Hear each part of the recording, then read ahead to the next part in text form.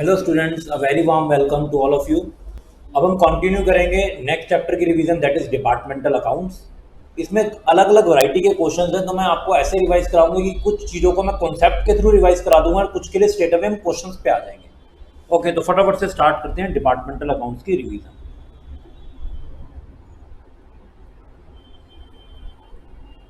इसके लिए हमें सबसे पहले पता होना चाहिए कि डिपार्टमेंटल अकाउंट्स होते क्या हैं। तो जब हम बुक्स ऑफ अकाउंट्स बनाते हैं separately for each department, that is known as departmental account. तो लिखते हैं फटाफट से, when accounting books are made separately for each department,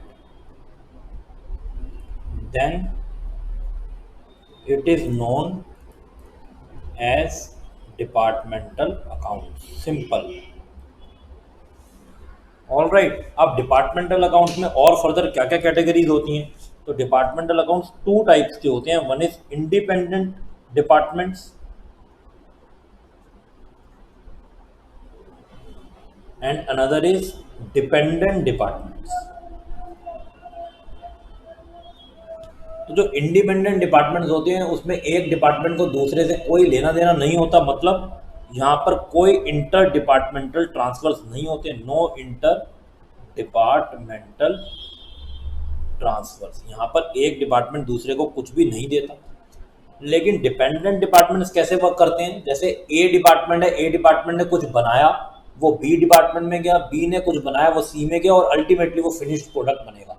जैसे आप अपने कॉस्टिंग के अंदर प्रोसेस कॉस्टिंग में पढ़ते होंगे, तो ये पूरे डिपेंडेंट होते हैं। यहाँ पर इंटर डिपार्टमेंटल ट्रांसफर्स भी होते हैं।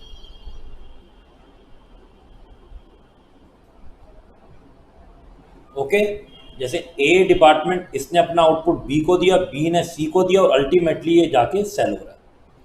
तो this type of transfers are known as inter departmental transfers, जो हम डिपेंडेंट डिपार्टमेंट अकाउंट्स के अंदर पढ़ते हैं। ओके, इसके बाद हमें फिर क्या देखना पड़ता है कि जो एक्सपेंसेस हैं वो किस बेसिस पे डिवाइड होंगे, उनका एलोकेशन होगा। बिकॉज हम डिपार्टमेंटल अकाउंट प्रिपेयर इसलिए कर रहे हैं ताकि कल को अगर हम अपनी एक्सपेक्टेशन के हिसाब से उतना प्रॉफिट ना जनरेट कर पाए तो हम किसी भी डिपार्टमेंट को रैंडमली ब्लेम नहीं कर सकते। हमको स्पेसिफिकली चेक करना होगा और हम देख पाएंगे एक्चुअली में कि कहाँ पर कोई डिपार्टमेंट ढंग से परफॉर्म नहीं कर रहा और उसमें हमको कुछ कंट्रोलिंग करनी है, कुछ करेक्शन करनी है। ओके, इस वजह से आप सारे बिजनेस ऑर्गेनाइजेशन को अपने अलग अलग डिपार्टमेंट में डिवाइड करते हैं, उनके खर्चे उनके अकॉर्डिंगली डिवाइड करते हैं। वो क्या क्या क्राइटेरिया होते हैं उसको हम पढ़ेंगे, और उस बेसिस पे हम सबका प्रॉफिट अलग अलग निकालते हैं। तो फटाफट से देखते हैं कि किन किन एक्सपेंसेस को किन किन बेसिस के ऊपर हम लोग एलोकेट करते हैं। एलोकेशन ऑफ एक्सपेंसेस, क्या क्या बेसिस होते हैं एक्सपेंसेस को डिवाइड करने के। ओके, तो अगर मैं इनमें सबसे पहले बात करूं एक्सपेंस वेजेस सैलरीज का, जो वेजेस एंड सैलरीज का एक्सपेंस है, आप किस बेसिस पे इसको डिवाइड करोगे अमंग द डिपार्टमेंट? सिंपल सी बात है, जितने आपने नंबर ऑफ वर्कर्स या एम्प्लॉयज डिप्लॉय कर रखे हैं ईच डिपार्टमेंट में, अगर किसी डिपार्टमेंट में ज़्यादा एम्प्लॉयज़ हैं तो ऑब्वियस ही बात है वहाँ पे जो सैलरीज वेजेस का खर्चा है ज़्यादा जाएगा, और अगर किसी डिपार्टमेंट में एम्प्लॉयज़ बहुत कम है तो वहाँ पर वो कम जाएगा। और अगर आपके पास ये डाटा अवेलेबल नहीं है तो फिर आपको क्या चाहिए? तो फिर आप देखोगे कि किस डिपार्टमेंट में कितना टाइम डिवोट हो रहा है, time devoted in each department. अगर किसी डिपार्टमेंट में ज़्यादा टाइम लग रहा है इसका मतलब वहाँ पर लोग ज़्यादा काम कर रहे हैं, तो वहाँ पर ज़्यादा सैलरी वेजेस हम एज ए एक्सपेंस रिकॉर्ड करेंगे, और जहाँ पर बहुत कम टाइम लग रहा है वहाँ पर अकॉर्डिंगली कम हो जाएगी। और क्या एक्सपेंस की हम यहाँ पर बात कर सकते हैं? और एक्सपेंस हो सकते हैं प्रोविडेंट फंड या एम्प्लॉय स्टेट इंश्योरेंस, इनका कंट्रीब्यूशन। तो देखो ये भी एम्प्लॉयज को दी जाती हैं, तो एम्प्लॉयज को जब दी जाती हैं तो नंबर ऑफ वर्कर्स एम्प्लॉयज ही पता होने चाहिए हमें। ओके, तो ये भी बिल्कुल इसी की तरह है। तो आप ये भी बोल सकते हो कि ये बिल्कुल वेजेस सैलरी जिस रेशियो में आपने डिवाइड करी होगी उसी रेशियो में आप पीएफ और ईएसआई का खर्चा भी डिवाइड कर दो। ओके, उसके बाद अगर कैरिज इनवर्ड की मैं बात करूं, सामान लाने का खर्चा, या फिर जो डिस्काउंट मिल रहा है, ओके, इनको मैं किस तरीके से रिकॉर्ड करूं। However you know carriage inward expense है और डिस्काउंट रिसीव्ड इनकम है, लेकिन इसका क्राइटेरिया क्या होना चाहिए। कैरिज इनवर्ड कब होता है, जब हम कुछ परचेज करते हैं। डिस्काउंट हमको कब मिलता है, जब हम कुछ परचेज करते हैं। तो लिखो अमाउंट ऑफ परचेजेस। अब जोन सा डिपार्टमेंट परचेज करेगा उनको ये चीज मिलेगी। So amount of purchase in each department, या उसको कैरिज इनवर्ड देना पड़ेगा। एक डिपार्टमेंट है जो परचेज ही नहीं करता, वो कैरिज इनवर्ड का खर्चा क्यों अपने डिपार्टमेंट में लेके जाएगा, वो नहीं लेके जाएगा। और उसको डिस्काउंट भी अगर रिसीव नहीं हो रहा तो वो क्यों लेके जाएगा। हम ये थोड़ी इक्वली डिवाइड कर देंगे, ये इलॉजिक सा थोड़ी हमको डिवीजन चाहिए। हमको तो एक प्रॉपर क्राइटेरिया चाहिए कि किस बेसिस पे लॉजिकल क्राइटेरिया बनता है, उस बेसिस पे हम उसको डिवाइड करें। और बात करते हैं rent, rates, taxes, repairs, maintenance, insurance of building etcetera. इन सब चीज़ों को हम किस बेसिस पे डिवाइड करें। देखो बिल्डिंग का रेंट, रिपेयर, उसकी मेंटेनेंस, उसकी इंश्योरेंस किस बेसिस पे डिवाइड होना चाहिए। अगर एक बिल्डिंग है उसमें 3 डिपार्टमेंट है, तो आपको देखना पड़ेगा कि कौन से डिपार्टमेंट ने कितना स्पेस ऑक्यूपाई करा हुआ है, उसी का रेंट ज़्यादा होना चाहिए, उसी का इंश्योरेंस का अमाउंट ज़्यादा होना चाहिए। तो इसको हम किस बेसिस पे डिवाइड करेंगे, लिखो floor area occupied by each department, जितना जितना उन्होंने फ्लोर एरिया ऑक्यूपाई किया। ओके, और देखो जी और क्या खर्चा हो सकता है। और लाइट्स जल रही हैं तो लाइटिंग का खर्चा, कुछ मशीन्स हैं उसकी हीटिंग वगैरह का खर्चा, पावर कंजम्पशन, एनर्जी वगैरह का खर्चा। इन सब चीज़ों को खर्चों को आप कैसे डिवाइड करोगे। अब आपके घर में भी मान लो अगर अलग अलग फ्लोर है तो इलेक्ट्रिसिटी का बिल आप किस तरीके से डिवाइड करते हो, या तो उनको अलग अलग मीटर लगाओ, इलेक्ट्रिसिटी मीटर पावर कंजम्पशन पता चल जाएगी, तो यहाँ पर भी हम उसी बेसिस पे करेंगे। कंजम्पशन ऑफ पावर या एनर्जी, सबकी अपनी अपनी यूनिट्स रिकॉर्ड होंगी, तो जितना जिसने कंज्यूम किया उतना उसका खर्चा उसके डिपार्टमेंट के अंदर लेके जाए। ओके, नेक्स्ट, जो भी सेलिंग एक्सपेंस होते हैं, मतलब किसी प्रोडक्ट को बेचने के लिए जो खर्चे होते हैं, जैसे कि एडवर्टीजमेंट, जैसे कि आपने किसी को डिस्काउंट कस्टमर को अलाउ करना पड़ा, कोई आपको बैड डेट हो गया, ओके, या उसके घर सामान भेजने का खर्चा, फ्रेट कैरिज आउटवर्ड,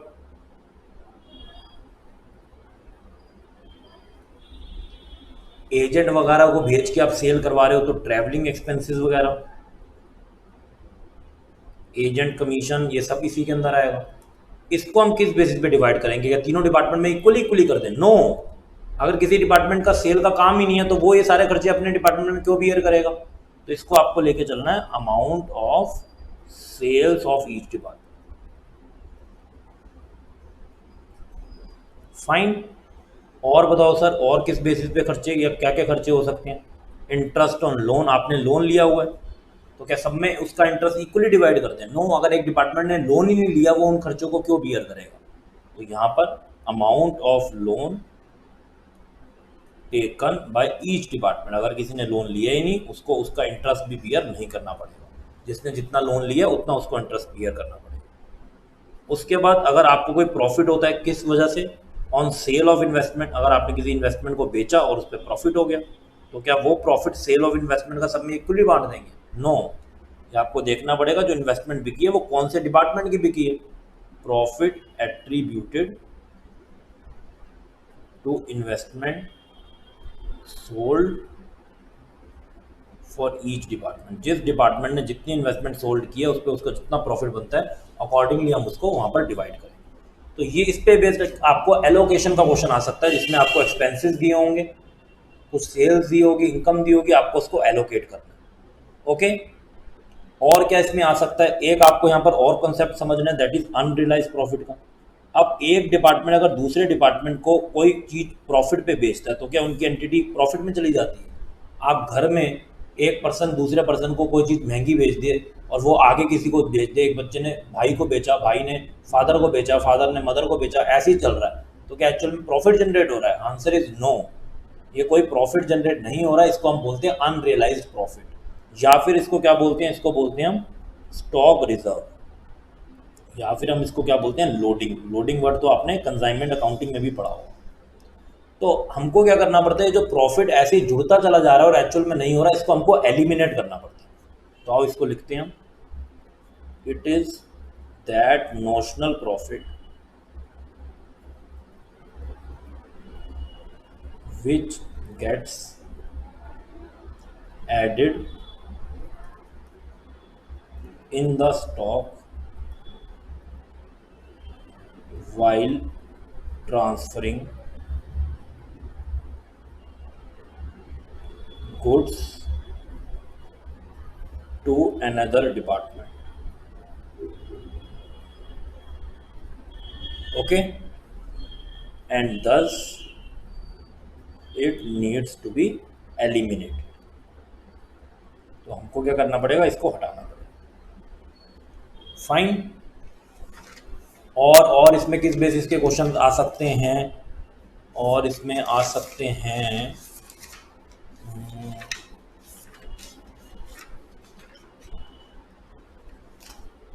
यस, आपको कभी कभी जो डिपार्टमेंटल प्रॉफिट्स दिया होता है उसमें कुछ गड़बड़ होती है और हमको उसको ठीक करना पड़ता है, तो उस पर बेस ये क्वेश्चन आ सकता है। उसके बारे में बात करते हैं। एक मैंने आपको बता दिया एलोकेशन बेस पे, इसको आप ट्राई करना। तो लिखते हैं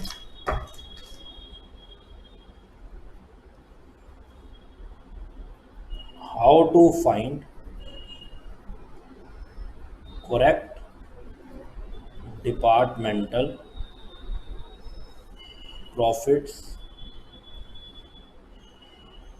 after charging manager's commission and eliminating unrealized profits। तो क्वेश्चन में क्या होगा, आपको एक प्रॉफिट की फिगर दी होगी जो आफ्टर मैनेजर कमीशन आया होगा, लेकिन उस प्रॉफिट में अनरियलाइज्ड प्रॉफिट भी ऐड हुआ है। तो उन्होंने तो टोटल प्रॉफिट पे उन्होंने मैनेजर कमीशन पे कर दी, पर दिस इज रॉन्ग, क्योंकि आपको तो वही प्रॉफिट लेना है जिसपे अनरियलाइज प्रॉफिट का इंपैक्ट नहीं होना चाहिए, वो एलिमिनेट होना चाहिए। तो उसको कैसे करेक्ट करेंगे और फिर डिपार्टमेंटल प्रॉफिट निकालेंगे, उसको हमको यहाँ पर देखो। ओके, तो समझते हैं। देखो, हमको कैलकुलेट क्या करना चाहिए। अब उनके जो प्रॉफिट्स हैं वो, ये मान लो कुछ भी उनका प्रॉफिट है। अब इस प्रॉफिट में तो ये टोटल प्रॉफिट है, चलो मैंने यहाँ टोटल प्रॉफिट लिख दिया।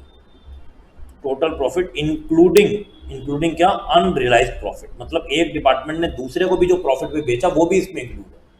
उन्होंने इसी पे मैनेजर कमीशन दे दी और हमको अब इसको ठीक करना है, हमको इसको ठीक करना है। ओके, तो हम इसको कैसे ठीक करेंगे वो आपको यहां पर देखना है। ओके, सबसे पहले हमको क्या करना पड़ेगा, हमको इस पे मैनेजर कमीशन निकालनी पड़ेगी कि इस पे मैनेजर कमीशन उन्होंने कितनी दी होगी। ओके, और उसको माइनस करना पड़ेगा। उसके बाद जो आपके पास प्रॉफिट्स आता है वो आ जाता है आफ्टर मैनेजर कमीशन।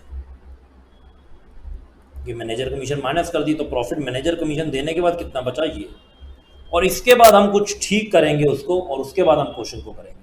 तो इसका मैं आपको एक फॉर्मेट सा बता देता हूँ, इस पे बेस आप क्वेश्चन को ट्राई करेंगे, आप आराम से इसको समझ पाएंगे। ओके,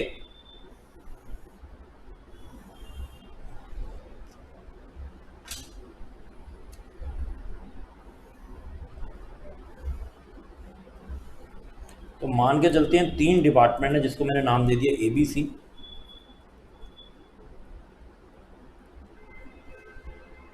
आपके पास प्रॉफिट्स होंगे आफ्टर मैनेजर कमीशन, मतलब सब कुछ करने के बाद जो प्रॉफिट है वो आपको यहाँ पर गिवन है, मैनेजर कमीशन भी देने के बाद। लेकिन वो जब प्रॉफिट की फिगर ही गलत थी तो उस पर आप मैनेजर कमीशन दोगे तो वो भी गलत आएगा, और मैनेजर कमीशन सबसे एंड में दी जाती है, यू नो दैट। तो प्रॉफिट आफ्टर मैनेजर कमीशन आपको क्वेश्चन में दे दी जो कि गलत है। सबसे पहले तो मेरे को इसको ठीक करना पड़ेगा। ओके, तो मैनेजर कमीशन हमने एंड में दिए गलत प्रॉफिट पे, तो सबसे पहले तो उसको वापस से ऐड बैक करो मैनेजर कमीशन कि चलो हमने मैनेजर कमीशन वापस ले ली जो गलत दी थी।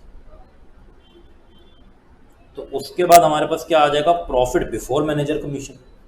ओके, मैं यहाँ पे लिख देता हूँ, प्रॉफिट आ गया अब हमारे पास बिफोर मैनेजर कमीशन।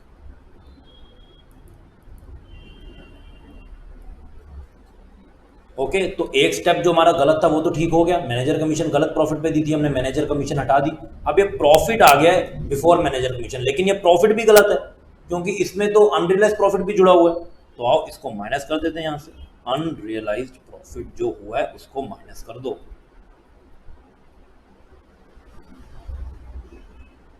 ठीक है, अब आपके पास प्रॉफिट आ गया एक्सक्लूडिंग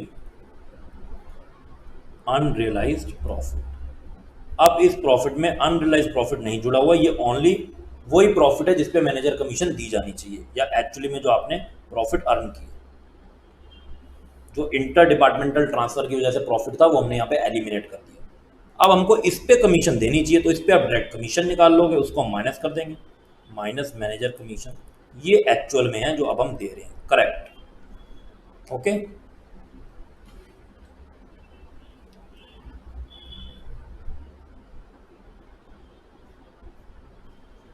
और हम इसको जब माइनस करेंगे तो हमारे पास अब आ जाएगा correct profit after managers commission. ये हमारे पास करेक्ट डिपार्टमेंटल प्रॉफिट है।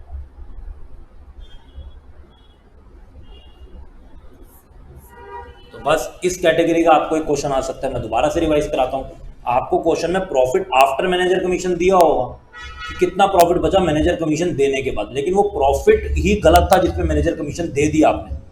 तो एंड में जो मैनेजर कमीशन दी पहले उसको ऐड बैक करेंगे जिससे हम उसी प्रॉफिट पे आ जाएं बस जिसपे मैनेजर कमीशन दी हुई है, और वो भी गलत है।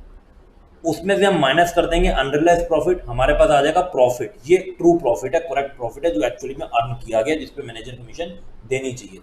फिर हम उस पर मैनेजर कमीशन दे देंगे और हमारे पास करेक्ट प्रॉफिट बचेगा after charging manager commission. Okay जी, इसके बाद हम कैटेगरी देखते हैं, या इससे के बाद पहले हम एक क्वेश्चन ही करते हैं, वो क्वेश्चन के थ्रू ही वो कैटेगरी हमारी सॉल्व हो जाएगी।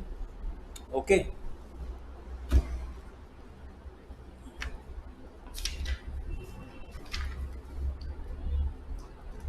तो this is our master question.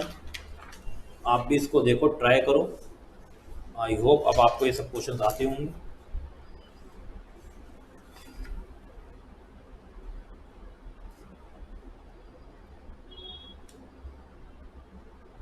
This is the question. R limited has two departments, cloth and readymade cloth. The readymade cloth were made by the firm itself, ये firm खुद बनाती है, out of the cloth supplied by the cloth department at its usual selling price. From the following figures prepare departmental trading and P&L account for the year ended 31 March. Cloth department का आपको data दिया हुआ है, यहाँ readymade cloth department का दिया हुआ है। ओपनिंग स्टॉक है इतना और इतना, परचेज इतनी हो रही है, सेल्स इतनी हो रही है, transfer to readymade cloth department. Okay, तो रेडीमेड क्लोथ डिपार्टमेंट को कितना ट्रांसफर हो रहा है, 31,50,000। मैन्युफैक्चरिंग एक्सपेंस दिए हुए हैं, selling expense, rent and warehousing, stock, closing stock आपको दिया हुआ है। In addition to the above, the following information is made available for necessary consideration। वो कह रहे हैं जो स्टॉक है आपके पास रेडीमेड क्लोथ डिपार्टमेंट में, वो मान के चलोगे कि 75% क्लोथ का है और 25% अदर एक्सपेंसिव। मतलब जो क्लोजिंग स्टॉक बचा हुआ है क्लोथ डिपार्टमेंट का, उसमें 75% तो क्लोथ डिपार्टमेंट से है जो रेडीमेड क्लोथ के पास पड़ा हुआ है, और बाकी कुछ other expensive. Cloth department earn करता है ग्रॉस प्रॉफिट 15% के रेट पे in the previous financial year, और जनरल एक्सपेंसेस बिजनेस के कितने हैं, 10,85,000, ये उनके general expenses.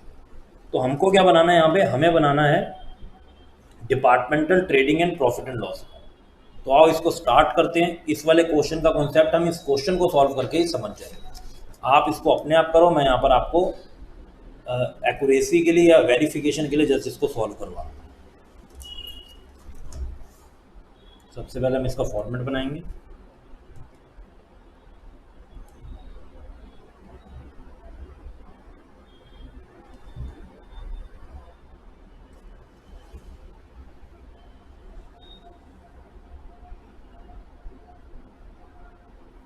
Departmental trading and P&L account for year ended 31 March.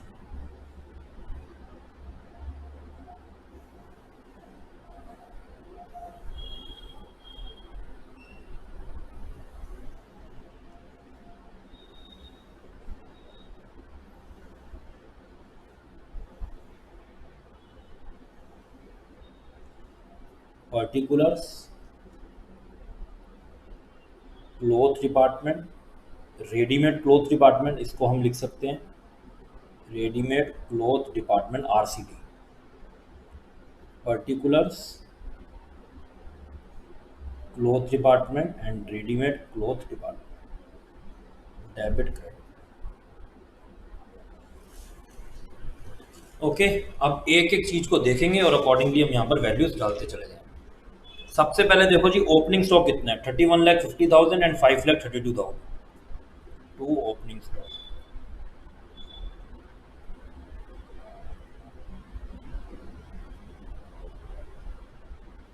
Okay, उसके बाद परचेजेस देखो कितनी है, 2,10,00,000 एंड 1,68,000।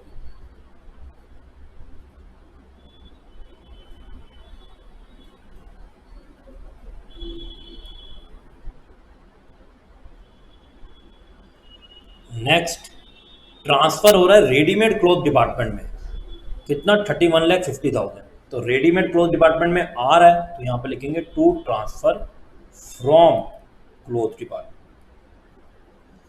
और कहाँ पर अमाउंट आएगा, क्लोथ में या रेडीमेड क्लोथ डिपार्टमेंट में, रेडीमेड क्लोथ में, बिकॉज मिल उसको रहा है, तो डेबिट उसी के कॉलम में जाके होगा। ओके, और जा कहाँ से रहा है, क्लोथ डिपार्टमेंट से, तो यहाँ पे लिखेंगे by transfer from cloth department, या आप ये भी लिख सकते थे by transfer to readymade cloth department. How much, same 31,50,000। ये बच्चे जनरली मिस्टेक कर देते हैं, उल्टा डाल देते हैं, ध्यान रखना इस बात को, जिसको मिल रहा है उसके डेबिट कॉलम में आएगा और जहाँ से जा रहा है उसके क्रेडिट कॉलम से जाएगा। ओके जी, आगे देखो मैन्युफैक्चरिंग एक्सपेंसेस कितना है, रेडीमेड क्लोथ डिपार्टमेंट में बस 6,30,000 rupees to manufacturing expenses. Selling expenses, okay, ये तो हम बाद में लिखेंगे, after gross profit, rent and warehousing, ये भी बाद में लिखेंगे। ओके, और स्टॉक भी आपको यहाँ पर दिया हुआ है, क्लोजिंग स्टॉक, उसको यहाँ पर लिखते हैं by closing stock. How much, 21 lakh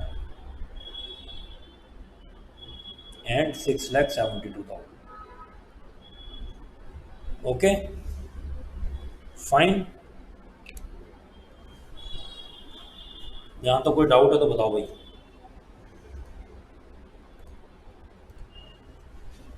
साथ में यहाँ पर हमें सेल्स भी दिया हुआ था, सेल्स को भी यहाँ रिकॉर्ड करते हैं बाय सेल्स। क्लोथ डिपार्टमेंट की सेल्स कितनी है, 2,31,00,000 and RCD readymade cloth department की 47,25,000। तो बस यहाँ पर हमने हर एक चीज़ को रिकॉर्ड कर लिया है, तो फटाफट से इसको कैलकुलेट करते हैं और ग्रॉस प्रॉफिट निकालते हैं। क्रेडिट साइड का टोटल देखो कितना आया, 31,50,000 प्लस 2,31,00,000 प्लस 21 लाख, ये आ जाता है 2,83,50,000।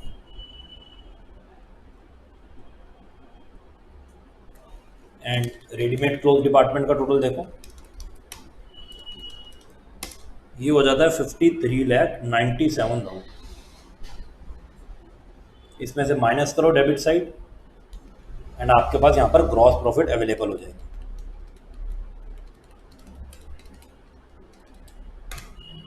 ये आ जाता है 42 लाख ग्रॉस प्रॉफिट।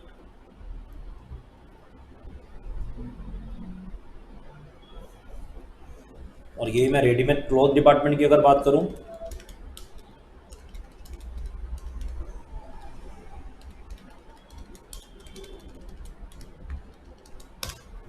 ये आ जाएगा 9,17,000।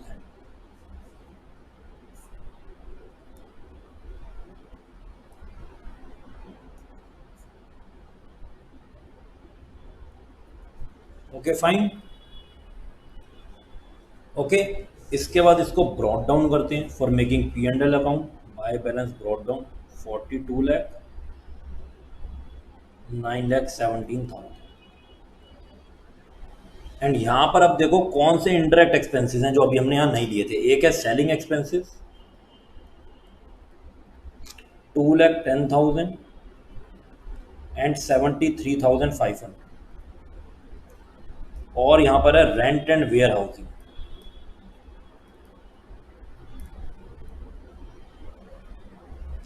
8,40,000 एंड 5,60,000। ओके, और हमारे पास यहाँ पर क्या आ जाएगा, नेट प्रॉफिट, जिसको हम प्रॉफिट्स भी लिख सकते हैं। देखो कितना आएगा,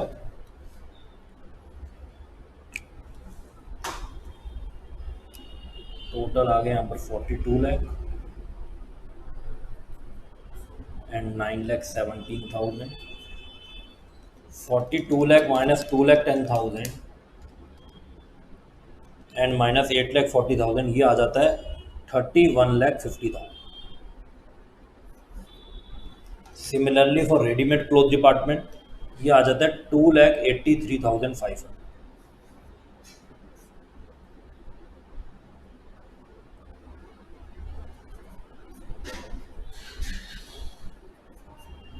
ओके डन। इसके बाद हमको लास्ट पार्ट क्या करना है, हमको अब अकाउंट बनाना है जनरल P&L अकाउंट, जिसमें जो कॉमन एक्सपेंसेस हैं जो आपको एंड में दिया हुआ 10,85,000 उसको भी हम यहाँ पर लेंगे। ओके, और देखेंगे क्या कोई ऐसा प्रॉफिट है जो इंटर डिपार्टमेंटल है, जिसको हम अनरियलाइज प्रॉफिट या लोडिंग बोलते हैं, उसको हमको यहाँ से हटाना पड़ेगा, स्टॉक रिजर्व बोलते हैं। ओके, तो last part general P&L account.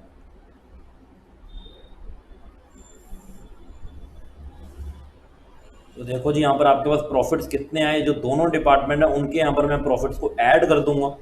वो प्रॉफिट से हमारे पास 31,50,000 एंड 283,500, 31,50,000 एंड 283,500, ये आ गया 34,33,50। Okay, 3 lakh basically 43,350। और जनरल एक्सपेंसेस यहाँ पर हमें क्वेश्चन में गिवन है 10,85,000। अब जो भी प्रॉफिट है इसको हमको डिवाइड करना अमंग स्टॉक रिजर्व एंड जो एक्चुअल में नेट प्रॉफिट बचेगा। तो यहां तक तो देखो क्वेश्चन बहुत सिंपल था। अब जो भी हमें माइंड लगाना बस यहीं पे लगाना, इन दोनों फिगर्स को स्प्लिट कैसे करें।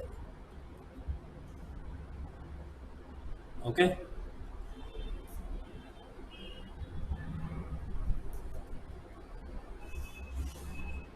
फाइन।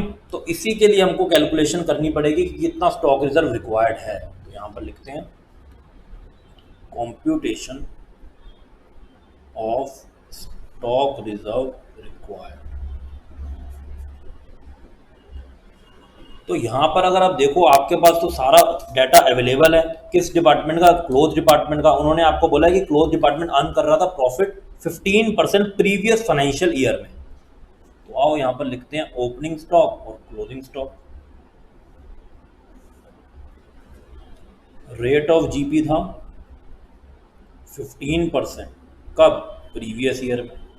चलो जी, तो ओपनिंग स्टॉक प्रीवियस ईयर के प्रॉफिट के हिसाब से आया है, क्योंकि प्रीवियस ईयर का ही जो क्लोजिंग स्टॉक है इस बार का ओपनिंग स्टॉक बना।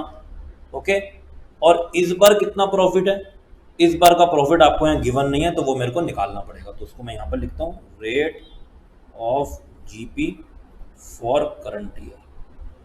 कैसे ग्रॉस प्रॉफिट निकालते हैं, ग्रॉस प्रॉफिट अपॉन में टोटल गुड सोल्ड, या फिर वो आपने सेंड भी किए हों, ट्रांसफर भी किए हों, वो भी हम लेंगे जो चले गए आपके स्टोर से। तो देखो कितना ग्रॉस प्रॉफिट आया हुआ क्लोथ डिपार्टमेंट का, यहाँ पर आपको दिख रहा है 42 लाख रुपीज। जीपी हो गया 42 lakh divided by total transfer या सोल्ड जो भी है। ओके, यहाँ पर बच्चे जनरली सेल ले लेते हैं और ट्रांसफर मिस कर देते हैं, लेकिन आपको यहाँ दोनों लेना है, ये भी लेना है और साथ में ये भी लेना है। 31,50,000 प्लस 2 करोड़ 31 लाख कितना हो गया, 31,50,000 plus 2 crore 31 lakh, it becomes 2 crore 62,50,000 into 100। देखो कितना परसेंट आया, ये आ गया हमारे पास 16%। तो 16% हो गया आपका क्लोजिंग स्टॉक पे प्रॉफिट। फाइन। और अगर मैं अमाउंट ऑफ स्टॉक की बात करूं, अमाउंट ऑफ स्टॉक, तो देखो कितना कितना यहाँ पे स्टॉक है।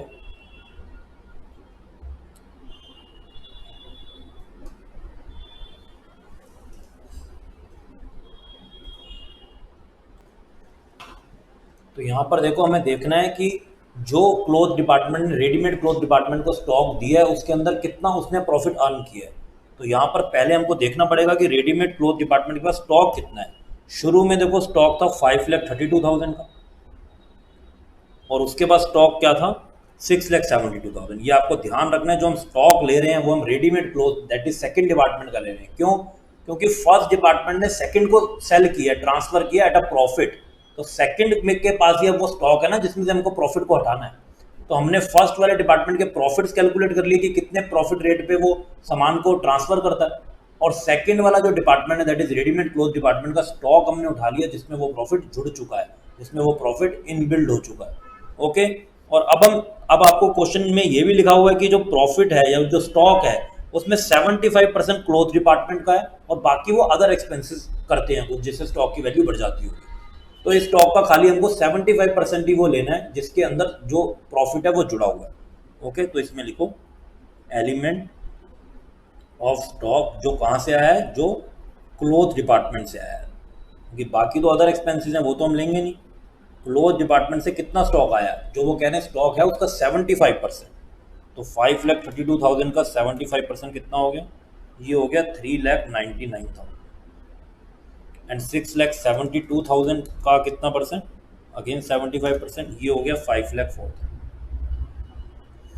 इतना इतना अमाउंट का स्टॉक क्लोथ डिपार्टमेंट से रेडीमेड क्लोथ डिपार्टमेंट में गया प्रॉफिट में।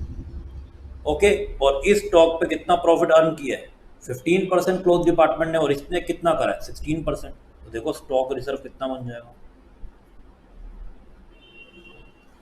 3,99,000 का 15%, ये आ जाता है 59,850। एंड 5,04,000 का 16%, क्योंकि इस साल प्रॉफिट कितना है 16% है, ये आ जाता है 80,640। ओके, तो अब जो स्टॉक रिजर्व है या जो भी स्टॉक है वो तो ऐड ऑन होता चला जा रहा है, तो हमें तो देखना है कि इंक्रीमेंटल कितना ऐसा स्टॉक का रिजर्व है, मतलब कितना प्रॉफिट है जो स्टॉक में जुड़ा हुआ और जिसको हमको एलिमिनेट करना है। तो देखो जी इंक्रीमेंटल स्टॉक रिजर्व कितना हो जाएगा कि इस साल कितना एक्चुअल में हिडन प्रॉफिट जुड़ गया है, हमारी एंटिटी का जो प्रॉफिट दिखा रहा है, तो उसको मेरे को हटाना पड़ेगा। 59,850 तो पहले ही था, अब 86,40 हो गया, तो 86,40 माइनस 59,850 इस साल 20,790 का 20,790 का अनरियलाइज प्रॉफिट की फिगर में दिखा रहा है, और इसी को मेरे को यहाँ से हटाना पड़ेगा। तो मैं स्टॉक रिजर्व को अलग लिख दूंगा 2790, और अब जो मेरी बैलेंसिंग फिगर आएगी वही मेरे पास एक्चुअल प्रॉफिट आने वाला है।